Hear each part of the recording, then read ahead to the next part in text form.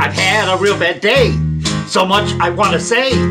I'll type away and rant until my fingers can't. It's social media meltdowns. James, get off the chaise lounge. That is for the help. Oh, hello. I'm Barbra Streisand, but you already knew that. Welcome to my quarantine and social media meltdowns.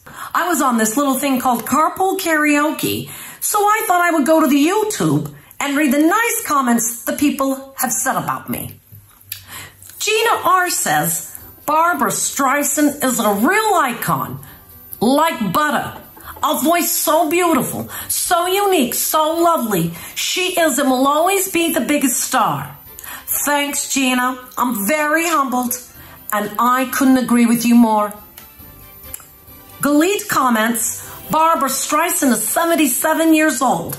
She looks and sings wonderful. Thank you, Galit. And it's wonderfully, not wonderful. Russell Mack says, Bab's face looks as though it was put together with a 3D printer. Okay, moving on. Angelica P says, 77 and still so beautiful. Her voice is unbelievable. I'm the biggest fan. All right, Angelica, I appreciate your kind words, but ixnay on the 77A. Talented Mr. Ricky says, you want to impress me? Carpool with my favorite of all time, Whitney Houston. Well, that would be super impressive, Mr. Ricky, because she's dead. Jordan R. says, I just keep remembering the Godzilla Streisand thing from South Park. Nice, Jordan. How childish of you, and what's South Park? Melinda L. says, they forgot Wind Beneath My Wings. I thought for sure they would sing that. That's Bette Midler. Karen Downer says, Barbara is not wearing her seatbelt properly. Well, Karen, you are a downer. What are you, the carpool karaoke police? Besides, I'm not going to die. I'm invincible. I'm Barbra Streisand. And last, we have Jackie M. She says, Barbara, you look like you've sat too close to an open fire. An alien. Still love your music. Oh, eat a bag of dicks, Jackie. You see this ball? You see this ball? You see this guy standing next to the ball? How chill and happy he looks? No! No! Not my face. Not me. Not me. God, I'm actually on my way to the ER. My name is Deborah. I had to pull over on my way because I just had to get out this Amazon review because I didn't want anyone to have to go through what I just went through. It's fucking insane. All right, let me read to you what I wrote. Okay, here's the beach ball, like I showed you. Here's the title. A fun way to ruin a weekend and blow $100. That's right. This fucking massive ass beach ball, $100. We took this ball to the beach, and after close to 2 hours to pump it up, we pushed it around for about 10 fun-filled minutes, and that was when it picked up and started going down the beach at about 40 knots. That's right, 40 knots. It destroyed everything in its path, just wiping people out. Children were screaming in terror as their sandcastles were crushed. Grown men, fat grown men, including my husband, were knocked to the ground trying to save their families. The faster we chased it, the faster it rolled. It was like it was mocking us. Eventually, we had to stop running after it because its path of injury and destruction was going to cost us a fortune in legal fees. Rumor has it that it can still be seen stalking innocent families on the Florida Panhandle. Do not go to Florida! We lost it in South Carolina, so there is something to be said about its durability. It'll never die. It'll never die. I'm done with the lockdown. I don't believe anything they're saying. They're hiding the statistics of who's dying. They're just blaming all the deaths on coronavirus now. All of them. If you're under 50, you have a 1% chance of dying. 99% of Italian deaths were caused by other illnesses. It is the boomers who are dying because they're old. They've abused themselves for 60 plus years and alcoholic, drug-taking, bad, unhealthy lifestyles. And since the boomers won't go down quietly, they have to wreck everything on the way out. This is the biggest BS theater I've ever seen. It's fake, folks. Wake up. Forced isolation when you are not sick is not quarantine. It's control. So Michigan is tired of this fake virus lockdown. Good for them. Stand up for yourselves. Bunch of f***ing sheep in our state. Wake the f*** up before it becomes illegal to think for yourself and question authority. Hey guys, yeah, they called me an hour ago, and I am positive for COVID-19. I can't smell or taste anything for a week now. My job site got shut down also, so we start quarantine tonight.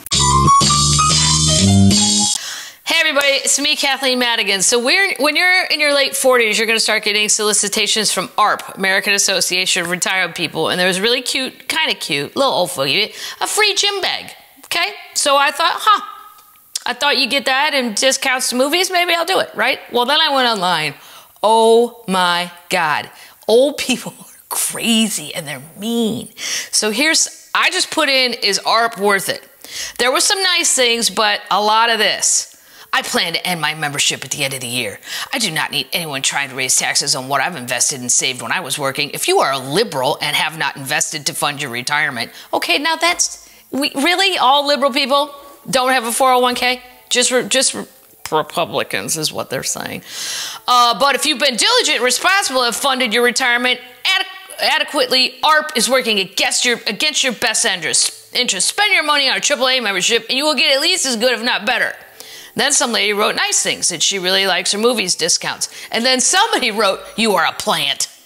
Really? Old people? Plants on the ARP thing? Because she said she liked the gym bag? And I'm going to leave you with this one, because this guy really went off the rails. Some lady wrote nice stuff, like, I get whatever they get.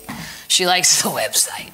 This guy wrote to Rhea, are you kidding me? You must be connected with ARP. First of all, who would pay $16 a year for an ARP membership? I negotiated with their customer service and my membership was $31, less than double what you paid. And I am paid from July of last year to September of 2019, a total of 5 years and 3 months. You would have paid $80 plus for the same amount of time.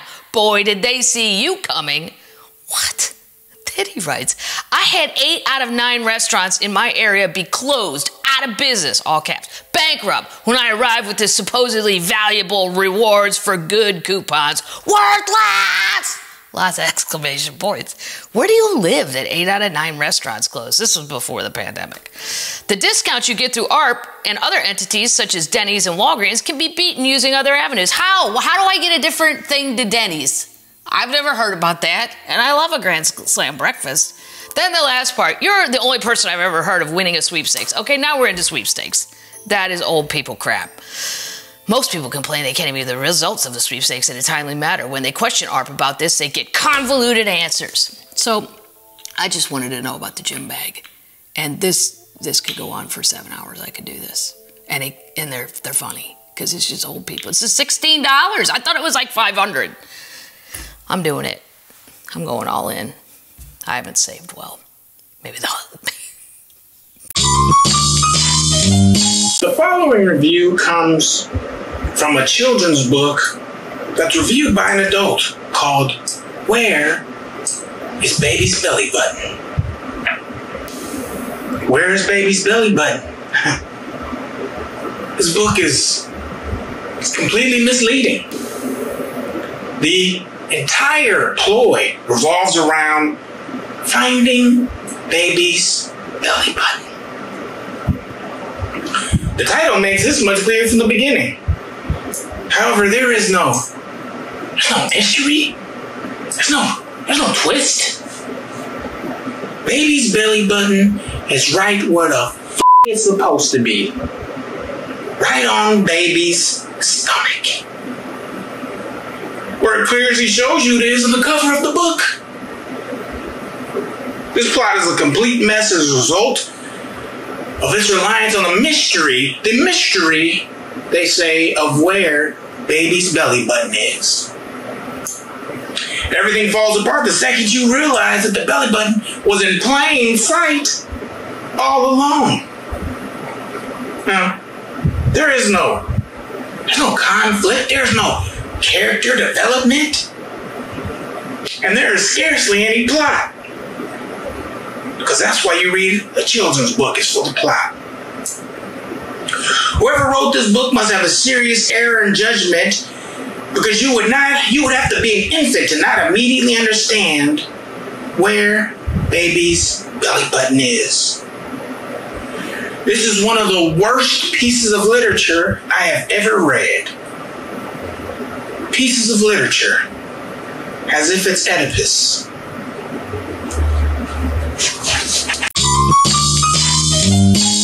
The Ballad of Maximo Italian Restaurant's 1-star review. Part 1, The Customer, titled, "The service in this place is second to cow dung."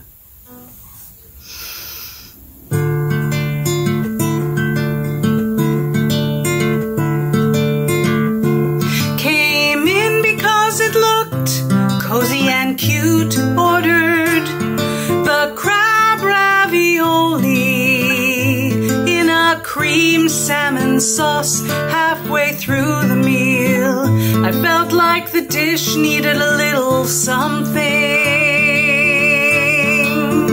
So I asked the waiter for some Parmesan cheese, and he sort of gave me a bewildered look. I waited for his response, which I couldn't believe. He literally refused to give me the Parmesan, stating, "You do not put Parmesan on any seafood, because it would take away the flavor. Oh, it would take away all that sweet flavor."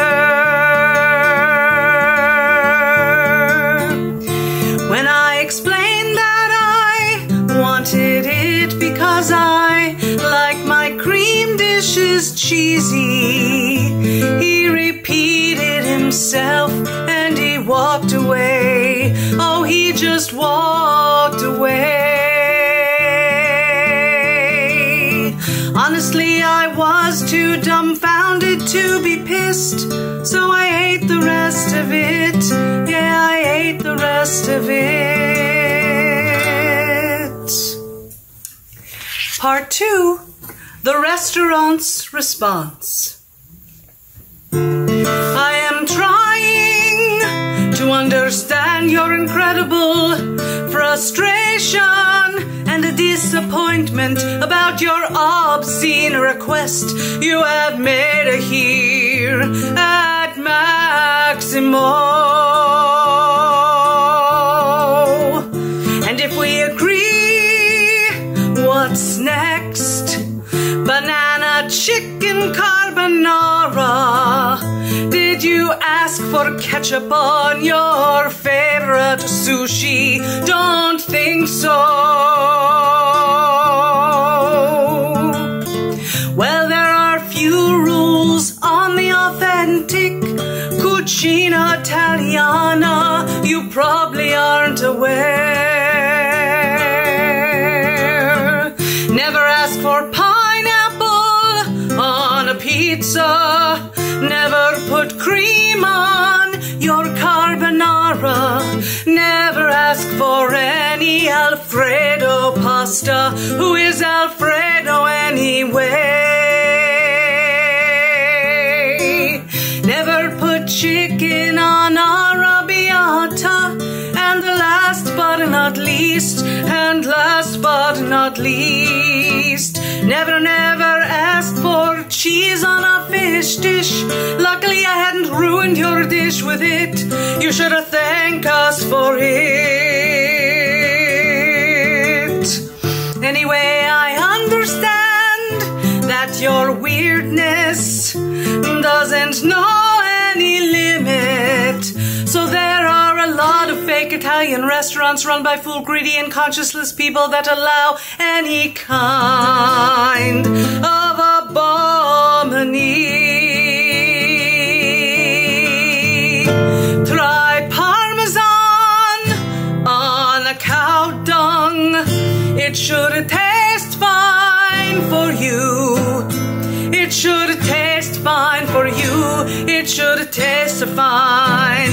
Parmesan on cow dung.